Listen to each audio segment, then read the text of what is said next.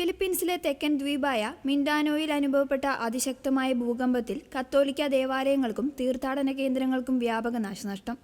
Richter സ്കെയിലിൽ 7.8 തീവ്രത രേഖപ്പെടുത്തിയ ശക്തമായ ഭൂകമ്പത്തെ തുടർന്ന് 35-ലധികം ആളുകൾ മരണപ്പെട്ടതായാണ് പ്രാഥമിക വിവരങ്ങൾ പുറത്തുവരുന്നത്.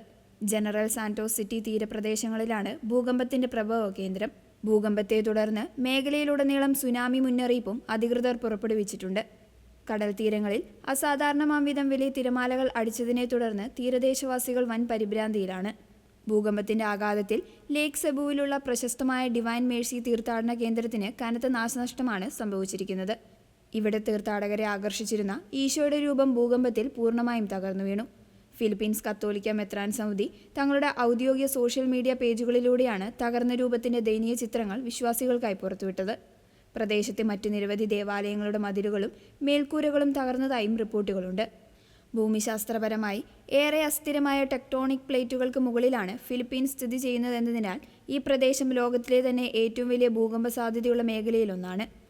അപ്രതീക്ഷിതമായി ഉണ്ടായ ഈ വലിയ ദുരന്തത്തിൽ ഇരകളായവർക്കും വീടുകളും സ്വത്തുക്കളും നഷ്ടപ്പെട്ട് ഭവനരഹിതരായവർക്കും വേണ്ടി ഫിലിപ്പീൻസിലെ വിശുദ്ധരുടെ മാധ്യസ്ഥം തേടിക്കൊണ്ട് വിശ്വാസി സമൂഹം മുഴുവൻ പ്രാർത്ഥനയോടെ ഒന്നിച്ചു നിൽക്കണമെന്ന് ഫിലിപ്പീൻസ് സഭാ നേതൃത്വം ആഹ്വാനം ചെയ്തു.